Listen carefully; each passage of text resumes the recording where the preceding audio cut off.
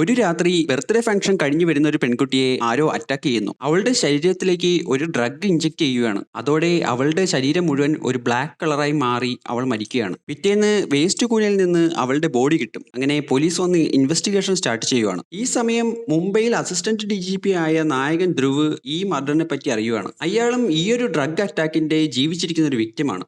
ധ്രുവ് ഉടനെ തന്നെ ചെന്നൈയിലേക്ക് വന്ന് അൺഒഫീഷ്യലായിട്ട് ഈ കേസ് ഏറ്റെടുക്കും. ക്രൈം സീനിന്റെ CCTV ചെക്ക് ചെയ്യുമ്പോൾ സംശയാസ്പദമായ ഒരാളെ അവിടെ കാണും. പക്ഷെ എത്ര അന്വേഷിച്ചിട്ടും അത് ആരാന്ന് കണ്ടുപിടിക്കാൻ പറ്റില്ല. അന്വേഷണം സ്റ്റാർട്ട് ചെയ്ത ഉടനെ ആ മരിച്ച കുട്ടിയുടെ, അതായത് രമ്യയുടെ കാമുകനെ പോയി കാണും. അവൾ മരിച്ച ദിവസം അവളുടെ ബർത്ത്ഡേ ആയിരുന്നു. അവൻ അവൾക്കൊരു ഹാർട്ട് ഷേപ്പിലുള്ള ചെയിൻ അന്ന് ഗിഫ്റ്റ് കൊടുത്തതായിട്ട് അവൻ പറയും. എന്നാൽ ആ ബോഡിയിൽ നിന്ന് അങ്ങനെ ഒരു ചെയിൻ കിട്ടിയിട്ടില്ല. അവിടുന്ന് തിരിച്ചു വരുന്ന വഴി ഒരു കാറിന്റെ ഗ്ലാസ്സിൽ ആ സെയിം ഹാർട്ട് ഡിസൈൻ വരച്ചിരിക്കുന്നത് ധ്രുവ് കാണും. അങ്ങനെ കാർ കസ്റ്റഡിയിലെടുത്ത് അതിലുള്ള എല്ലാ ഫിംഗർ പ്രിന്റ്സും പരിശോധിക്കുമ്പോൾ ഒരു ഡ്രഗ് കേസിൽ പെട്ട പയ്യന്റെ ഫിംഗർ പ്രിന്റുമായിട്ട് അത് മാച്ച് ആകും. അവന്റെ പേര് തമിഴ് എന്നാണ്. അവൻ ഇപ്പോൾ ഒരു സിമ്മറാണ്. അത് മാത്രമല്ല ആ CCTV വീഡിയോയിൽ കണ്ടത് ഇവനെ തന്നെയായിരുന്നു. അങ്ങനെ അവനെ കസ്റ്റഡിയിലെടുത്ത് കുറെ നേരം ഒറ്റയ്ക്ക് ഒരു റൂമിൽ പൂട്ടിയിടും. അപ്പോ അവൻ അബ്നോർമൽ ആകാൻ തുടങ്ങും. അങ്ങനെ കുറച്ചു നേരം കഴിയുമ്പോൾ അവൻ വയലന്റ് ആയി അവന്റെ ബോധം പോകും. അവനെ എണീപ്പിച്ച് ചോദ്യം ചെയ്യുമ്പോൾ അവൻ പറയും അവനൊരു സ്പെഷ്യൽ പവർ ഉണ്ടെന്ന്. അവന് ഓവർ മെമ്മറി പവറാണ്. അതായത് അവന്റെ ലൈഫിൽ സംഭവിച്ചിട്ടുള്ള എല്ലാ കാര്യവും അവന് കൃത്യമായി ഓർമ്മയുണ്ട്. അവൻ 1 വയസ്സുള്ളപ്പോഴാണ് അവൻ ആദ്യമായിട്ട് നടക്കുന്നത്. അന്ന് തന്നെ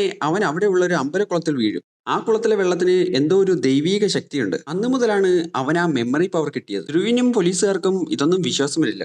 അപ്പോൾ അറിവ് അവനെ ഒരു സ്വിമ്മിംഗ് പൂളിലേക്ക് കൊണ്ടുപോയാൽ ആ നെക്ലേസ് എവിടെയാണ് കണ്ടതെന്ന് കൃത്യമായി ഓർത്ത് പറയാമെന്ന് പറയും. അങ്ങനെ അവനെ ഒരു പൂളിലേക്ക് കൊണ്ടുപോകും. പൂളിലേക്ക് ചാടിയ അവന് ആ ദിവസം നടന്ന കാര്യങ്ങളുടെ വിഷൻസ് വരാൻ തുടങ്ങും. അന്ന് അവനെ ഒരു മൂങ്ങ അറ്റാക്ക് ചെയ്തിരുന്നു. ആ ടൈമിൽ അവിടെയുള്ള വെള്ളത്തിന്റെ റിഫ്ലക്ഷനിലാണ് അവൻ ആ മാല കണ്ടത്. ധ്രുവ് പോയി CCTV സൂം ചെയ്ത് ചെക്ക് ചെയ്യുമ്പോൾ ആ ടൈമിൽ ആരോ ആ മാല എടുക്കുന്നത് കാണാൻ പറ്റും. അങ്ങനെ തമിഴ് അറിവിനെ അവർ വിട്ടയക്കും. പിറ്റേ ദിവസം ധ്രുവ് അറിവിന്റെ വീട്ടിലേക്ക് പോകും. എന്നിട്ട് അറിവിനോട് ആ കേസിൽ അവനെ ഒന്ന് ഹെൽപ്പ് ചെയ്യാമോ എന്ന് ചോദിക്കും. പക്ഷെ അവൻ സമ്മതിക്കില്ല. ധ്രുവ് അപ്പോൾ അവന്റെ മകളെ പറ്റി അറിവിനോട് പറയും. അവന്റെ മകൾ മുംബൈയിലെ ഒരു കോളേജിൽ ജോയിൻ ചെയ്യുമ്പോൾ അവളെ ഒരുത്തൻ റാഗ് ചെയ്യും. അവളുടെ ഫ്രണ്ട് ആ ടൈമിൽ വീഡിയോ കോൾ ചെയ്ത് ധ്രുവിനോട് കാര്യം പറയും. റാഗ് ചെയ്ത ആൾ ശരിക്കും സ്റ്റുഡന്റ് അല്ലായിരുന്നു, ഒരു ഡ്രഗ് ഡീലർ ആയിരുന്നു. ധ്രുവ് അയാളുടെ ഐഡന്റിറ്റി മനസ്സിലാക്കി എന്നറിയുമ്പോൾ അവരെല്ലാം ഓടിപ്പോകും. എന്നാൽ പിറ്റേന്ന് ധ്രുവിന്റെ മകളെ മരിച്ച നിലയിൽ കണ്ടെത്തും. അതും ബോഡി മുഴുവൻ ബ്ലാക്ക് കളറിലായി. ധ്രുവ് ഉടനെ തന്നെ അവന്മാരെ എല്ലാം എൻകൗണ്ടർ ചെയ്യാൻ തുടങ്ങും. അതിനിടയ്ക്ക് അതിലൊരാൾ അവനെ അറ്റാക്ക് ചെയ്യും. അങ്ങനെയാണ് അവനും ആ ബ്ലാക്ക് കളർ വരുന്നത്. ഈ കഥ കേട്ട അറിവ്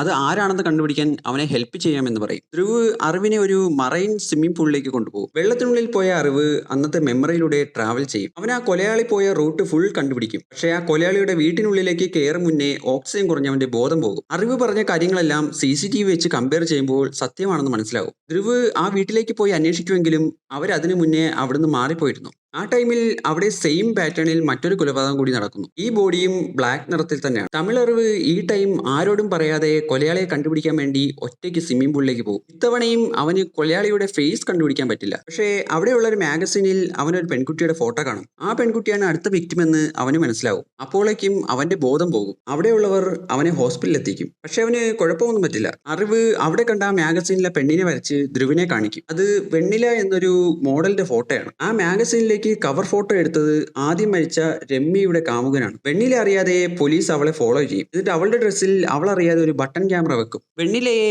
ഒരു സിനിമയുടെ മെയിൻ റോളിലേക്ക് കാസ്റ്റ് ചെയ്തിട്ടുണ്ടായിരുന്നു. അവളുടെ നിറം കുറച്ച് ഡാർക്ക് ആയതുകൊണ്ട് തന്നെ ഫെയർനെസ് കൂട്ടാനുള്ള ട്രീറ്റ്മെന്റിലാണ് അവൾ കഴിഞ്ഞ 6 മാസമായിട്ട്. എന്നാൽ ആ ട്രീറ്റ്മെന്റ് നടത്തുന്ന ഹോസ്പിറ്റൽ അവളുടെ ഇമേജ് വെച്ച് റേസിസ്റ്റ് രീതിയിലൊരു ആഡ് കൊടുക്കും. അത് വിവാദമായതോടുകൂടി അവളുടെ ആ ലീഡ് റോള് പോകും. ഇതറിഞ്ഞ വെണ്ണില അവിടുന്ന് കരഞ്ഞുകൊണ്ട് പോവുകയാണ്. എന്നിട്ട് അവൾ വൈകുന്നേരം ആ മൂവിയുടെ അനൗൺസ്മെന്റ് ഫംഗ്ഷനിലേക്ക് വരും. അവിടെ ധ്രുവും അവളെ ഫോളോ ചെയ്ത് വരുന്നുണ്ട്. അവിടെ വെച്ച് രമ്യയുടെ കാമുകനെ ധ്രുവ് കാണും. ധ്രുവ് അവനോട് വെണ്ണിലയെ പറ്റി ചോദിക്കും. ഒരു മെഡിക്കൽ ഷോപ്പിൽ വെച്ചാണ് അവൻ ആദ്യമായി അവളെ കാണുന്നത്. അവളുടെ കണ്ണുകൾ വളരെ അട്രാക്റ്റീവ് ആയിരുന്നു. അത് കണ്ടിട്ടാണ് അവൻ അവളെ ഈ മൂവിയിലേക്ക് സജസ്റ്റ് ചെയ്തത്. അത് കഴിഞ്ഞ ഒരു ദിവസം അവൾ അവനെ പ്രപ്പോസ് ചെയ്തിരുന്നു. പ്രപ്പോസ് ചെയ്ത ടൈമിൽ അവൾ അവന് കൊടുത്തതാണ് ആ ഹാർട്ട് ഷേപ്പുള്ള നെക്ലേസ്. പക്ഷേ അവൻ ആ പ്രപ്പോസൽ റിജക്റ്റ് ചെയ്തിരുന്നു. ഇത് കേട്ട് ഡൗട്ട് തോന്നിയ ധ്രുവ് അവളുടെ ഇമേജ് ഒന്ന് എഡിറ്റ് ചെയ്ത് നോക്കുമ്പോഴാണ് മനസ്സിലാവുന്നത് അന്ന് അവന്റെ മകൾ വീഡിയോ കോൾ ചെയ്തപ്പോൾ ആ ഡ്രഗ് ഡീലറിന്റെ കൂടെ എവളും ഉണ്ടായിരുന്നു.